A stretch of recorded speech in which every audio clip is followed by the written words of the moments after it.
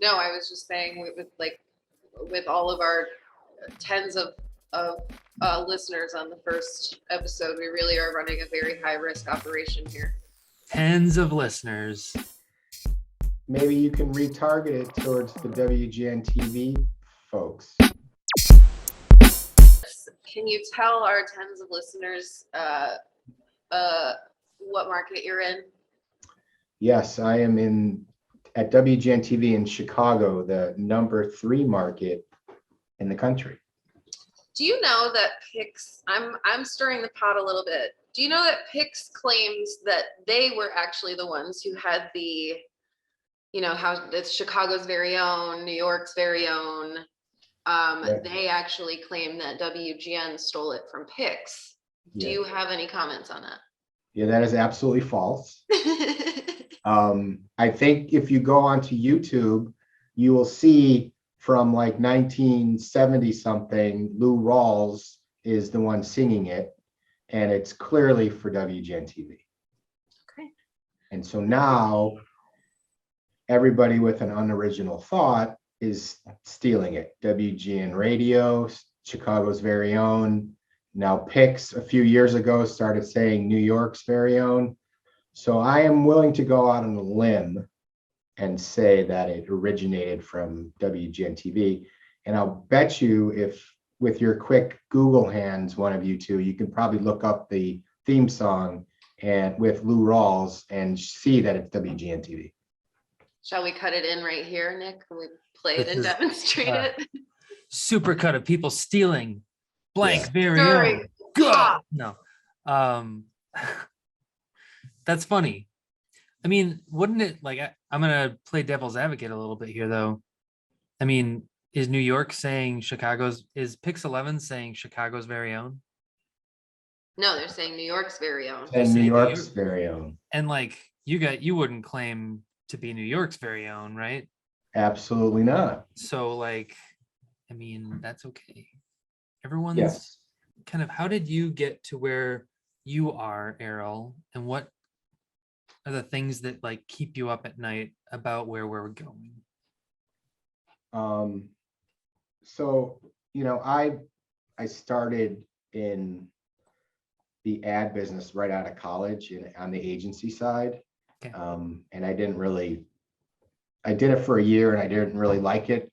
I would see all these sales guys come into, and women, I don't want to judge. Salespeople coming into our office. And I'm like, that seems like a lot more fun than sitting behind a desk and, sending out make goods or taking orders or sending orders out. So I got into, I kind of dilly-dallied in the late 80s. I'm aging myself, but my first TV sales job was in 1990 at a local, actually UPN station. It became a UPN station in Chicago. Sure. And I was there for 12 years, and I kind of rose through the sales ranks there. And then, and here's an odd story, but when I became general sales manager at WPWR, my first trip to New York, because New York's the big, the big hub, all your national business comes out of there. Yeah. My first airline trip was September 11th, 2001. I never knew that. Yeah. And so talk about a strange occurrence, right? I still have the ticket in my drawer. Back then, they actually had tickets. Wow. So I save it. And then, so that was odd, right? And then a year later, the station was sold to Fox, and I came to WGN in 2003. Sure.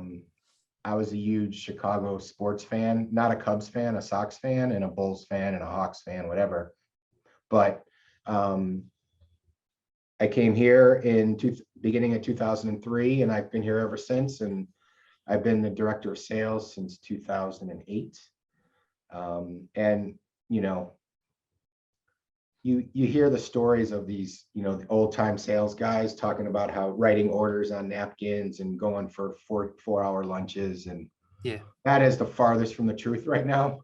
You know, you're lucky if you can run out for, you know, a half hour these days. But what is the thing that people, is it still hard for you to convince people, even though you have a successful use case and plenty of analytics to back it up? I mean, you know, overall, you know, ratings, and, you know, we can talk for hours about Nielsen and ComScore and the lack of accuracy that either of those two companies have. But that's what we have. So, you know, we've got to figure out a way to deal with it.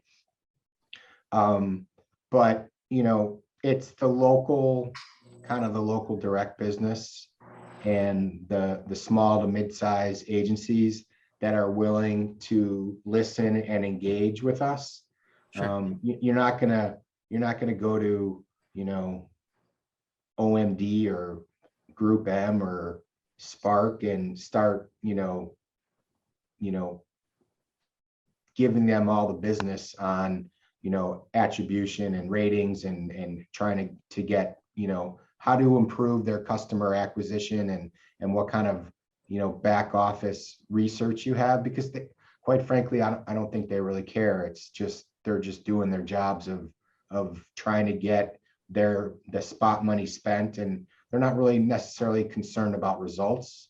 But the small to mid-size and the local guys, you know, that's where you can have those intelligent conversations and be able to show them a lot of different things. And I think that's where we're having the most success. And, you know, we started a lifestyle show. I guess it's been almost 6 months from now, 6 months already. And, you know, we're incorporating the QR codes into all of a lot of people's paid segments. Okay. And so you can have a conversation. And I think from the national side, you know, they don't want something on their screen the whole time. And it feels like, you know, you're ruining their art, so to speak. But I think from the smaller side, excuse me, you know, they understand it and they're willing to try things. And we're trying it now with a lot of folks. You know, the QR codes have been a great addition to what we've been able to offer. Mm-hmm. And the methodology and the research behind it and the information, it paints a good picture for them. I mean, we're using it a ton on Daytime Chicago. We have a couple, we have 3 sponsors that are kind of integrated into the show. We've got a set sponsor, a green room sponsor, and we just signed up Dunkin' Donuts, who's kind of the official coffee. Their mugs are on the set. Awesome. They bring in food when there's a big to-do. We launched it on Valentine's Day, and they brought in, you know, heart-shaped donuts, et cetera, et cetera. Cool. But we're using QR codes on all that stuff. And a lot of it's repetition. You know, I think everybody understands what to do when they see a QR code. But from an advertiser's perspective, if you can show them some research and some data that shows their website growth or kind of that roller coaster when it comes up on the screen and showing how many scans, you know, I mean, I know Megan got her job based on Dean Richards. So for real, Dean is a superstar on this side. You look at that case study. I mean, people just, they get it. And I think, and you know, we use it in other places too, but it's so important that you direct them to the QR code as part of your messaging, because that gives them the opportunity, and they, you know, for the people that may not understand. But if you know, we've got a host on our 9 a.m. news, and we do these live read commercials, and, you know, he's like, no, take out your cell phone and point it to, I mean, it's basically handing it to them. Yeah. So it's been great. You know, I think we've got the opportunity to delve a little deeper into making things, standing out and making things different with our clients, because, you know, every client is being harassed 17 different ways from 17 different media outlets. One of our sponsors is of our green room is a furniture store. Okay. And you know, the only place they advertise is with us. And you know, we hear from them. We heard from them yesterday. It's like, you know, you guys are great. You know, let's the last time you did this, you know, it was a big hit. Let's run with this again, et cetera, et cetera. You know, NBC is calling me and ABC is calling me, but you guys are the best. And, you know, let's continue to do what we're doing. So, you know, it's nice to be able to have that distinguishing factor that, you know, makes people stand out, and bringing them, you know, becoming that expert and allowing them to, you know, be kind of that test guinea pig, and having it work, it makes it that much better. I think something that's like really unique about WGN, and something that I think really honestly set Flowcode up for success in a lot of ways, in a way that you guys set your clients up for success, is really, I mean, for sure, you allowing us to be such a test kitchen for so many things. I mean, Flowcode was one example, but one thing that like has always done super well, or at least in my experience with GN did, was, you know, it was like outside the box thinking, and a lot of important attention to, like you said, the actual call to action, regardless of whether there was a Flowcode in it or not. It's like creating meaningful content experience that advertisers are either wanting to be aligned with, or you know, customizing content specifically for that. And I think, you know, we talk about, you know, what makes successful advertising and all of this. You know, people ask all the time about scanning Flowcode. Are people going to scan this? Are people going to scan this? It's like, well, it's only as good as your message is. And it's like, is this going to work? And it's like, so much of it goes back to, well, are you consulting on the message? Are you making wise decisions about what you're recommending to people? And I don't know, I just think that, like, I think that was something so unique about WGN, is that it really, that earning that viewership was central, even on the ad side, not just on the news side, but also on the ad side. Very, very good at being creative when it comes to paid positioning and stuff. Well, and I also think it's important to have the frequency to it too. You can't just throw it up there once and never see it again. Right. So that's, I think, a big proponent of the success of a campaign with that, when we're talking about QR codes. Errol, I think we're going to eat Neilson's lunch. And I want to ask you your opinion on that.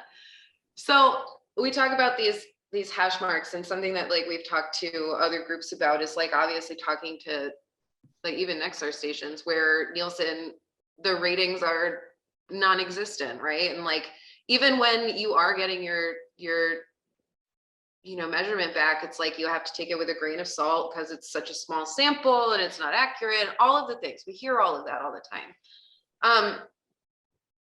And like, you don't necessarily have the issue of hash marks, but in markets where they do, you know, people are kind of falling back on Flowcode as like a measurement tool, because it's validating audiences where previously there really hadn't been any. And it occurred to us, Nick and I have had these conversations before, that like, it occurs to us that the samples in various markets for Neilson are so small that, like, in a lot of these cases, Chicago included, we already have a bigger sample size. Do you know what I mean? Of like, even just WGN, the number of scanners that you guys have gotten is larger than the number of Neilson homes. And it makes me wonder, like, what would it take to change the currency? Everybody's talking about it now. Well, yeah, I mean, that's the $64,000 question. I mean, Yes. Neilson has their issues.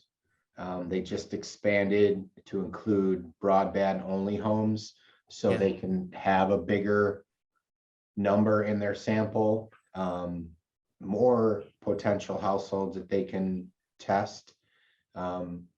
ComScore is out there, that they have the biggest sample and they've got everybody, but they can't tell you specific demographic information. So I'm not sure what the angle is there. But at the end of the day, I think there's room for both, because the major national agencies, they've got to negotiate currency off of something. And I think, yes, can you say Nielsen is somewhat of a monopoly? I guess. When I started out, there was Nielsen and Arbitron, and some stations subscribe to one, some stations subscribe to the other, some stations subscribe to both.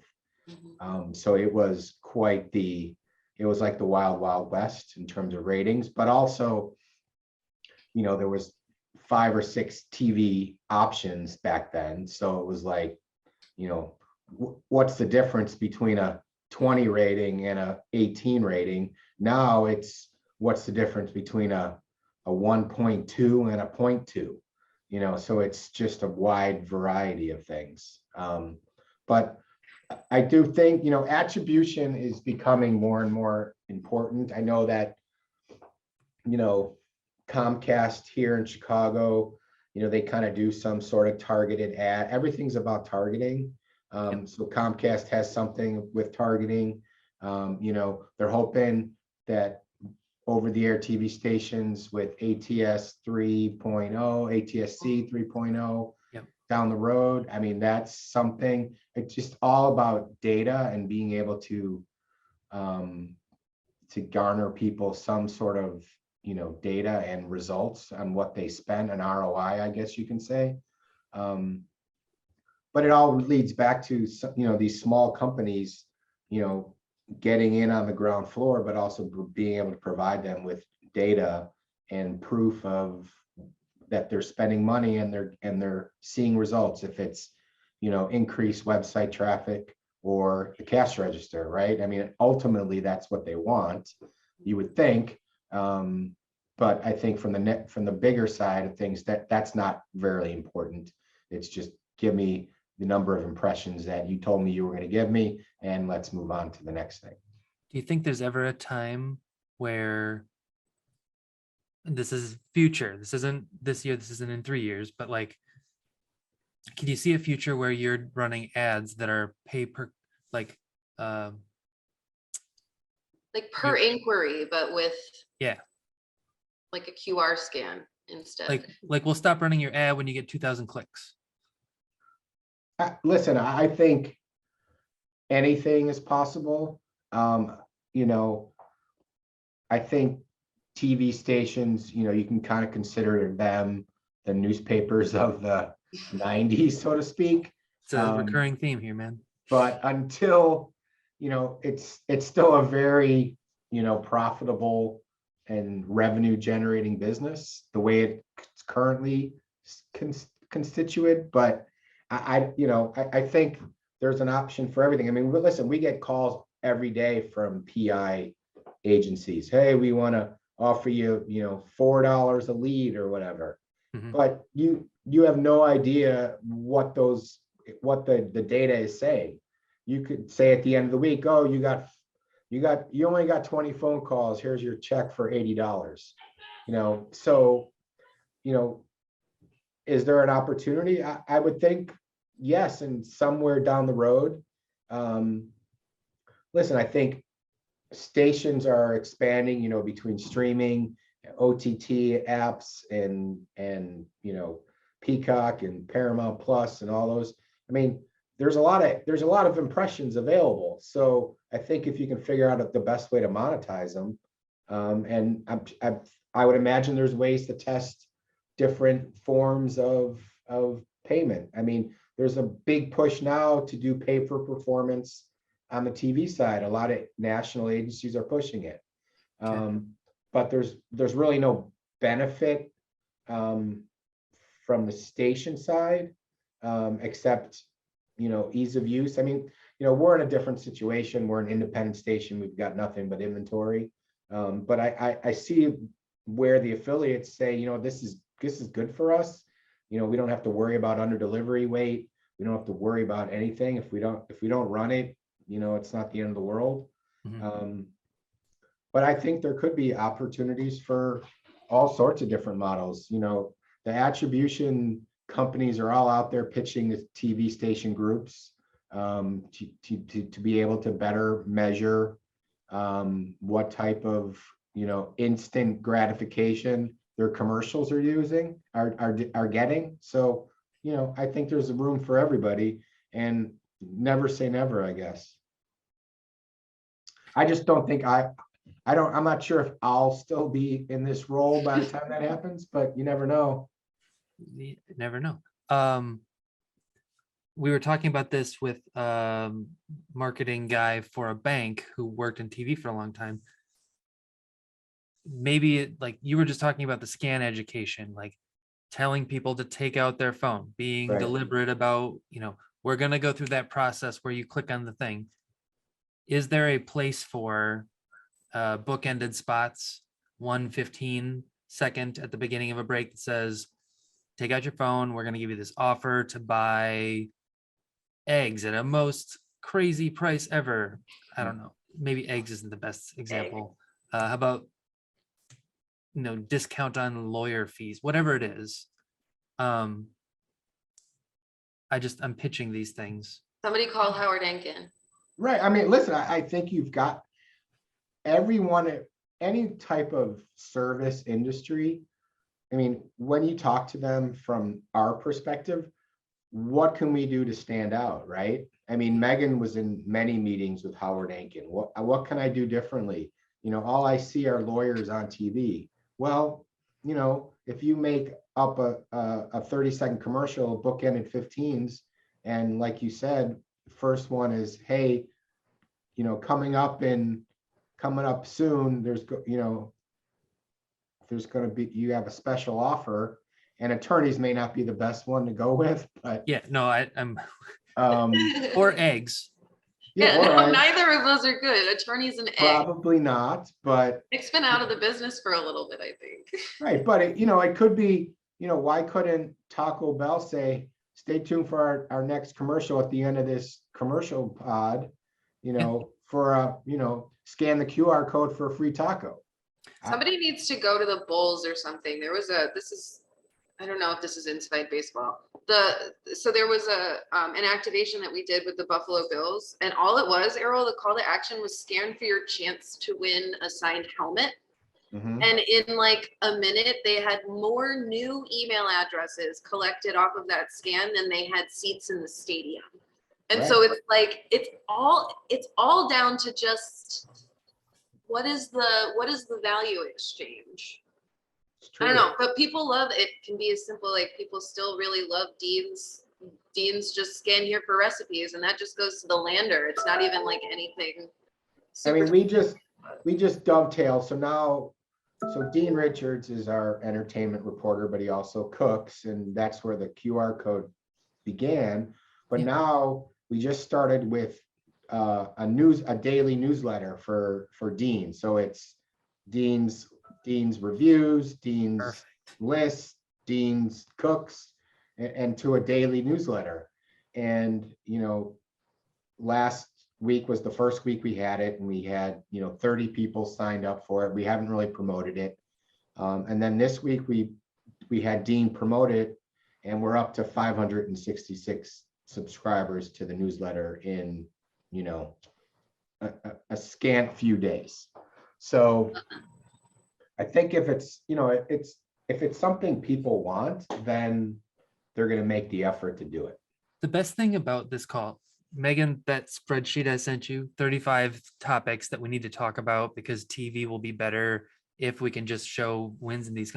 Errol, you're just talking about all the columns that I have that make TV better. And you're bringing them up unprompted. That's one of them. If you want people to subscribe to your email newsletter, I mean, just say, here's the value in the newsletter. You're not connected to the TV all the time. Take a moment and scan this. And if you ever are interested, we give you stuff that lets you know what's going on in 3 minutes and move on with your day. Whatever. Right. you will start getting it. And you're saying exactly that. Okay, the other thing, and then we're taking over time, Errol, I'm sorry. It's okay. Well, you know how a lot of medication ads will say, see our ad in Golf Digest to whatever. What if it was the opposite and we were advertising to watch inside of valuable programming? So like you need to boost the rating on the 6 p.m. news, Mm-hmm. and you could run something with the local grocery store. Hey, this week, 6 p.m. every day, we're going to be giving a coupon away, but we're only giving it away in the 6 p.m. newscast. Make sure to watch. We're the grocery store. We do the best groceries. But like, and maybe groceries isn't the best option. Maybe it's someone giving out Bitcoin for Coinbase. But like, maybe. I mean, you know, Nick, we do a lot of promotions on our station. Yeah. And it's, you know, directing people to, you know, we've gone the simplest route of, you know, check out the word of the day in, you know, some syndicated contest for 2.5 Men. Yep. You got to watch the word of the day. Or we'll do a morning news exclusive where you have to tune in, you know, during Anna's around town just to see what that offer is. But for sure, I definitely see that the creativity needs to be there and needs to continue to evolve. Is I think at the end of the day. Everybody's got to cut through the clutter. Yeah, That's all it is. I mean, look, I knew it was a QR code, but for Coinbase, but for me, I felt like I was watching my old Pong game, right? well, I mean, yeah, you guys are way too young for that, but that's not. kind of what it was. So Yeah. Do you know, would you believe I was on a plane? So I didn't even get to see like the most public QR code on TV, like left GN to come put QR codes on TV screens. And then somebody puts a QR code on a TV screen for the Super Bowl. And I was on a freaking plane for it, Errol. I landed and my phone blew up. Well, see, there you go. So I have a question for you two. You know, so what are you guys seeing from the TV groups that are out there? I mean, are they adapting it, or are they still skeptical, or they don't know how to use it? What are you guys seeing, and how do you figure the best way to monetize something like that is? So I think, and I'll vamp for a minute while Megan figures out a better answer than what I'm about to give. Oh, I have a very biased answer, but that's I think that it's harder to do every job in television right now than it ever has been. And if you go backwards from one and you start going down, I can give you a chart of no time and no extra discussion room for new ideas, and no one really passing things down a chain. So no one has the time to think of this or think of how it's going to do more than just get them a weather app to download. But if we do this and we talk about it real publicly and just say, you can listen to this on a drive home or whatever, and it gets GMs, GSMs, CSDs, agency people, anyone who wants better things from their ads to pay attention and maybe start doing, then it gets noticed. So right. I think part of why we're having the conversation is because you guys are such a unique station with such a huge history and the ability to try things that an ABC affiliate might not. Right. Megan?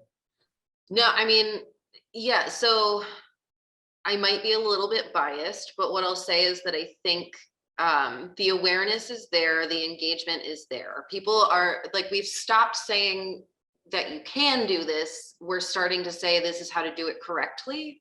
You know, we look we have a monitoring tool that allows us to see how many times somebody says QR in a broadcast environment in 24 hours, and it's increasing every day. You know, people are doing it.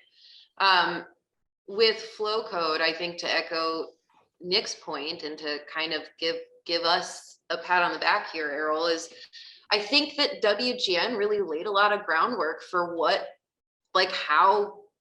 how we're doing this now, because the reality is that, like, we talk about the importance of having a call to action and the creativity and the attention to detail and knowing that you have to offer these things to your advertisers, that you have to have a product that people want, and you have that from your programming standpoint, but then also like understand that for your advertisers too. I think that all of the conditions were really right at WGN and across a lot of different Nexstar stations too, to kind of make that happen and do it well. And you know, we see the engagement increasing now, but I don't see, and maybe we need to cut this out, I don't see anybody else doing it quite to the same level that GN does. And that's really pretty amazing. Because we're onto something, and GN did it first. So that's really very exciting, I think. What, I'm asking the questions now. Love it. Perfect. I mean, do you have a sales force that are actively talking to clients? Because the creative side of things, right? If you can build those in, you're ahead of the game, right? I mean, if Toyota says, oh, you know what, let's use a QR code and send it out, it's to everywhere, and it's running on every network, cable network, local TV station, whatever. I mean, that's you're halfway there, right? I mean, you're actually more than halfway there. Obviously that sales cycle is so long, and what we see is like siloed adoption. So you'll have like certain retail activations across Coca-Cola or like something like that, and it's like the siloed aspect of agency selling on steroids, because it's like so many layers. But it's interesting to see the progress being made there too. You know, well, thanks, guys. No, thank you. I'm trying to think, do we have any, I don't think that we have anything else to wrap up on. You were very generous with your time. Very much so. Thank you. And really, it's a good conversation. Awesome. Errol, will you come back? Will I come back? Yeah. When you bring the picture, or just another time? Just another time. Just another time. Well, listen. Did you scan it, Eric? That's a sidebar, but did you scan it? I did not scan the coin. I'm not into Bitcoin yet. What? I know Dave Portnoy at Barstool swears by it, but I haven't. I still have to get 3 kids through college, so I'm not going to go there yet. But my son did buy some. He's 20. He bought some, and it's a roller coaster. Well. So